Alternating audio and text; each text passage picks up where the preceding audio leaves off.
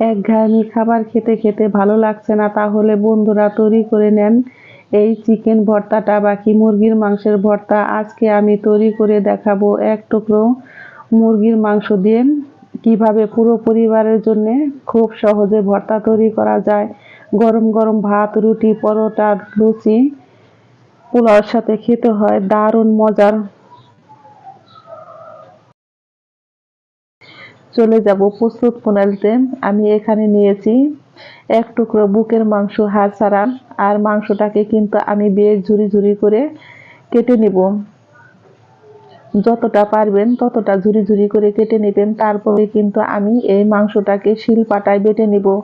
আপনারা চাইলে কিন্তু ব্লেন্ডারও ব্লেন্ড করতে পারেন, কিন্তু ভর্তা তো সেই জন্য আমি কিন্তু একটু পাটাই বেটে নিব। এই ভর্তাটা দেখতে যেমন সুন্দর, খেতেও হয় কিন্তু ভীষণই মজার। আমি এখন শিলপাটায় বেটে নিব। এখানে নিয়েছি আমি বেশ কিছুটা পরিমাণে রসুন, আর নিয়েছি আমি 5টা শুকনা মরিচ।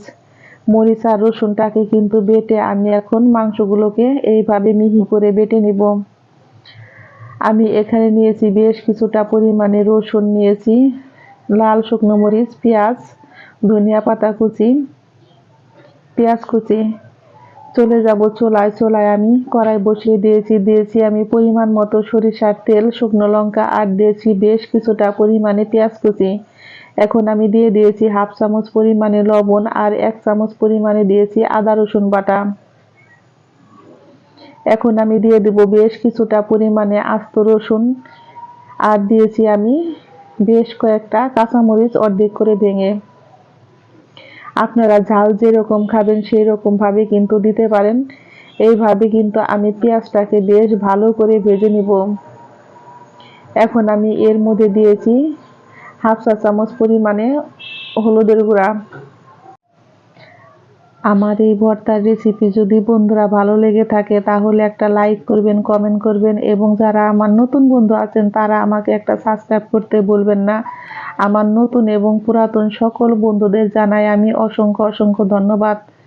এখন আমি দিয়ে দেব অল্প পরিমাণে একটু জল, আর জলটা দিয়ে কিন্তু মশলাটা আমি বেশ ভালো করে কষিয়ে নিব, যাতে আমার আদা রসুনের গন্ধটা না আসে, মশলার গন্ধটা না আসে। এখন আমি দিয়ে দেব মিহি করে বেটে রাখা মাংসগুলো। এইভাবে মিহি করে বেটে নিলে কিন্তু এক টুকরো মাংস দিয়ে পুরো পরিবারের কিন্তু খাবার হয়ে যায়। দুপুরে বাকি রাত্রে আপনারা ঝটপট তৈরি করে নিতে পারেন। ভাত, রুটি, পরোটা, লুচির সাথে খেতে হয় কিন্তু অসাধারণ মজার। আমরা তো মাছ মাংস অনেকভাবে খেয়ে থাকি, কিন্তু মাংসের এই ভর্তাটা একবার হলেও এইভাবে তৈরি করে খেয়ে দেখুন। পরিবারের সকলেই কিন্তু আঙুল চেটে খাবে, এতটাই মজার হয়। আমি কথা বলতে বলতে এখন কিন্তু ভর্তাটা এইভাবে অনবরত নেড়ে ভেজে নিব।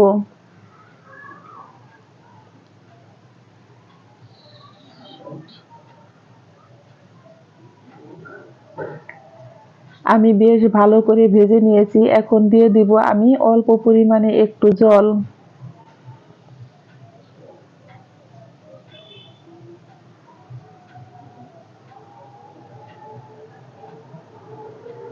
জলটা দিয়ে কিন্তু আমি এখন ঢেকে রান্না করে নিব।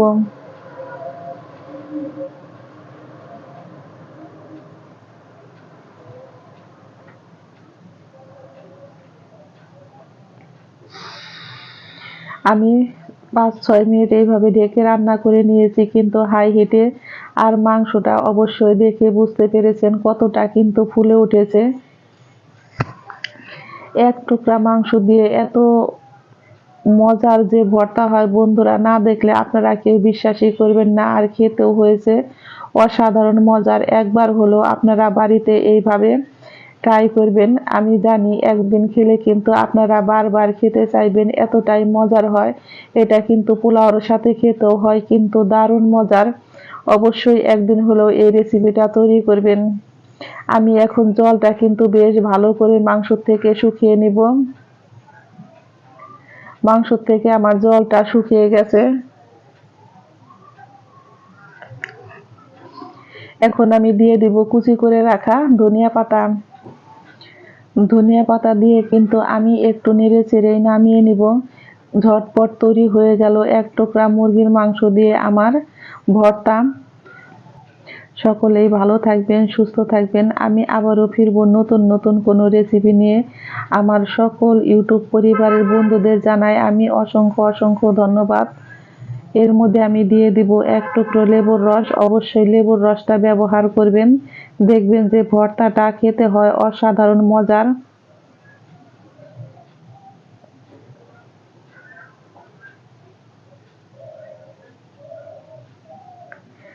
গরম গরম ভাত দিয়ে খেতে হয় দারুণ মজার।